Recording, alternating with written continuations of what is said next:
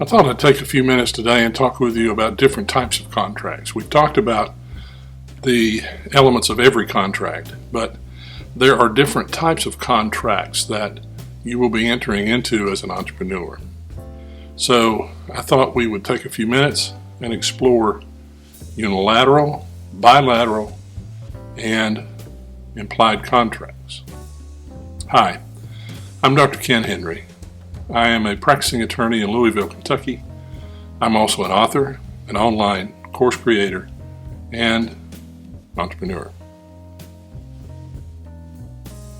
A bilateral contract is the most common type of contract. There are promises on both sides of a bilateral contract. So if you make a promise to someone in return for a promise from that person, you have entered into a bilateral contract. Now, in doing this, the consideration can be money or other things, but a bilateral contract has a promise made by the obligor, the person who makes the offer, and the obligee, the person who accepts the offer. So, let's look at some examples. You go into a car dealership and look around and you find a car that you'd like to buy and you haggle the price, and there's an offer made by the dealer to sell you at X price. You counter and say, no, I'll give you X. And the dealer comes back and counters again and says, I'll take X. And you say, I accept. So the dealer's made an offer. You've made a counter offer, and the dealer has countered your counter offer, and you've accepted. So the dealer is the obligor, the offeror, and you are the obligee, the offeree, who's accepted. What are the obligations? The dealer has agreed to provide you with a vehicle for a price certain, and you've agreed to pay that price. That is a bilateral contract. Some other examples. Have you ever signed a lease for office space or to rent an apartment? That would be a bilateral contract. The landlord would tender a certain offer for office space at a price, and you would accept, and so there's promises, and you promise to pay the rent. So there are promises on both sides of this contract. That is a bilateral contract as well. There are any number of different bilateral contracts. Many employment contracts are bilateral contracts in which a company will hire a person for a specific position at a certain salary, and the person accepts and they ink a contract or agree to move forward. The next type of contract I want to talk with you about is the unilateral contract. Now, a unilateral contract only has one side making a promise. I know it just doesn't sound right, but let me give you some examples and maybe it'll make more sense to you. If you're old like me, you remember the Publishers Clearinghouse. I think it's still going on, as a matter of fact. That is a unilateral contract, and Publishers Clearinghouse agrees to pay you a certain amount if your name is drawn out. So much for life. So contests are frequently unilateral contracts. But there are other types of unilateral contracts as well.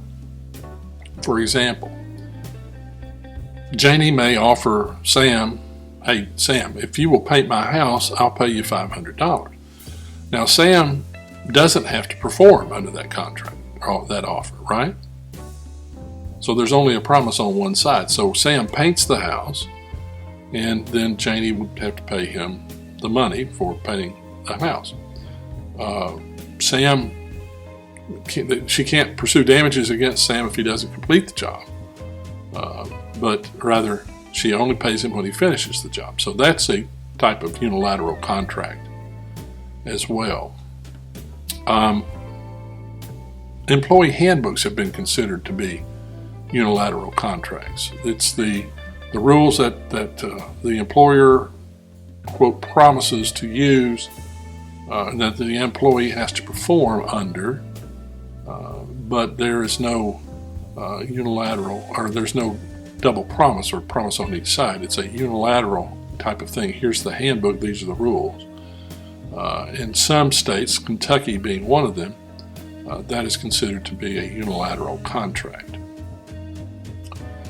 The third broad area of contracts that has two subdivisions is the contract implied, or implied contract.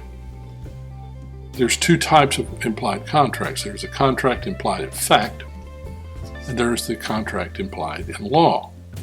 So let's talk a bit about those. The contract implied in fact is based on the facts and circumstances. For instance, you go into a coffee shop and you order coffee, and the barista brings it to you, and they expect you then to pay whatever it is, the $6 or $8 or whatever it is, crazy amount for a cup of coffee.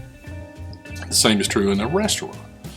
That you would go in, and this is a restaurant that you order off the menu, they bring you your food, and then you pay. And that is a contract. Those are contracts implied in fact. You can think of a lot of different examples of contracts implied in fact. Now, the other type of contract implied is implied in law.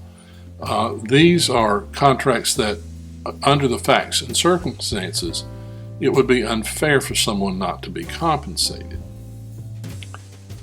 It's often referred to as a quasi-contract.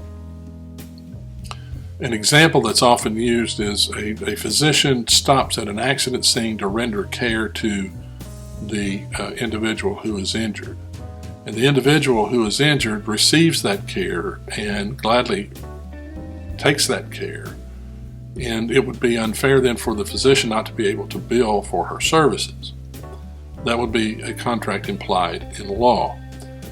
Kind of an interesting example is one, neighbor kid comes over and mows this older person's yard on a regular basis, and each time the kid mows the yard, the neighbor gives the kid 2 tickets to the movies. Seems like a pretty fair deal for the kid and the neighbor. But the neighbor stops giving the tickets when the kid mows the yard.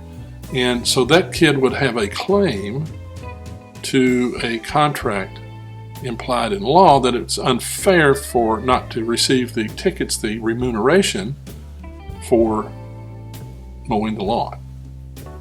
So in review, we've looked at bilateral contracts where there's a promise on each side, and we've looked at unilateral contracts where there's only a promise on one side for a performance of some sort, and we've looked at implied contracts, the contract implied in fact and the contract implied in law.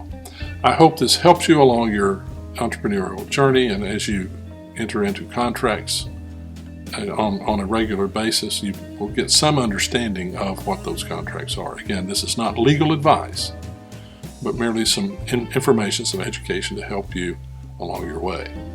I hope you found value in this video. If you did, please leave us a like and hit the bell so that you'll get notifications when we drop new videos, and subscribe to the channel.